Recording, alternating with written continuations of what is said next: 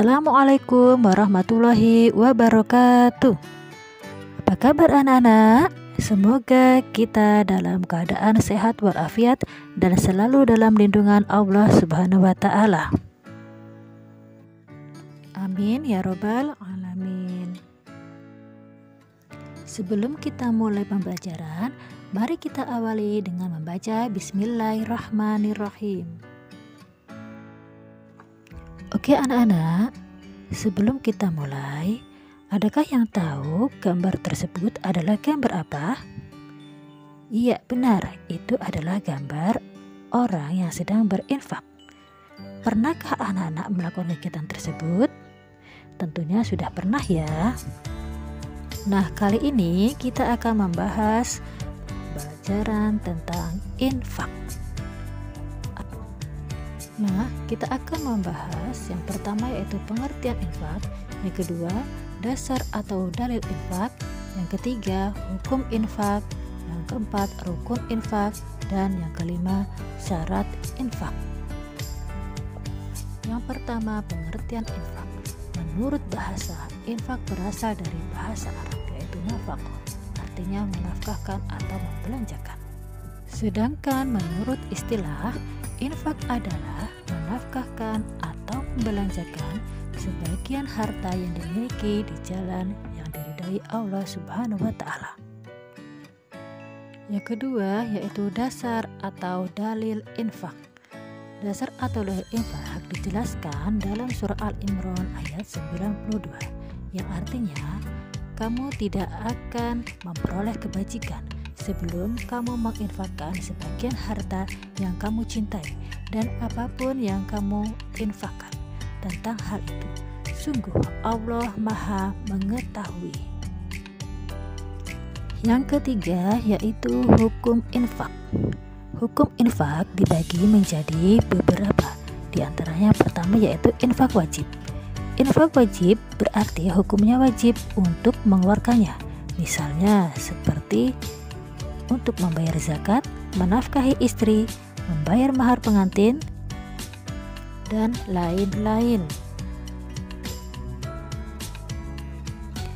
Yang kedua yaitu infak sunnah. Infak sunnah berarti hukumnya sunnah untuk mengeluarkannya.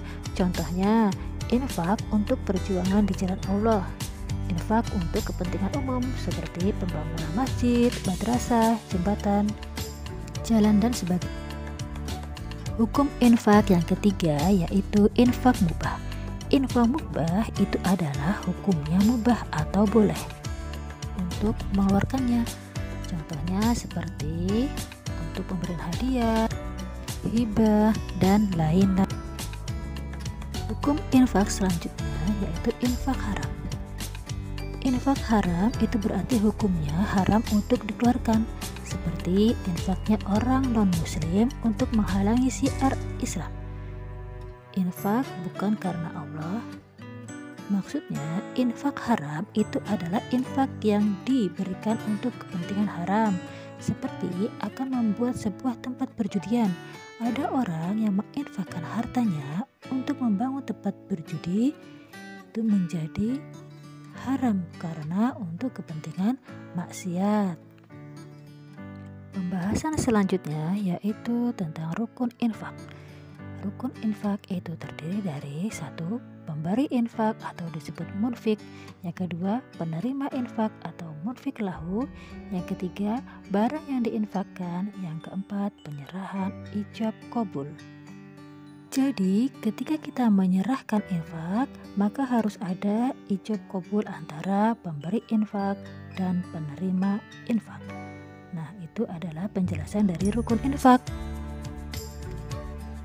Untuk selanjutnya yaitu syarat infak.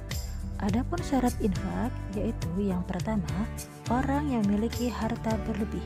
Jadi, bagi orang yang tidak mempunyai harta, tidak dianjurkan untuk berinfak.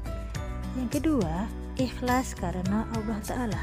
Ketika kita berinfak, niatnya kita hanya satu, yaitu mengharapkan ridha Allah Subhanahu wa Ta'ala, bukan karena hal-hal lain seperti ingin dipuji orang lain. Itu tidak boleh ya, harus ikhlas hanya karena Allah. Yang ketiga, tidak menyebut-nyebut infak yang telah diberikan. Maksudnya adalah ketika berinfak kita tidak boleh menyebut-nyebut atau menceritakan kepada orang lain. Nah, sebaiknya ketika kita berinfak, jangan sampai orang lain mengetahui kalau kita sudah berinfak.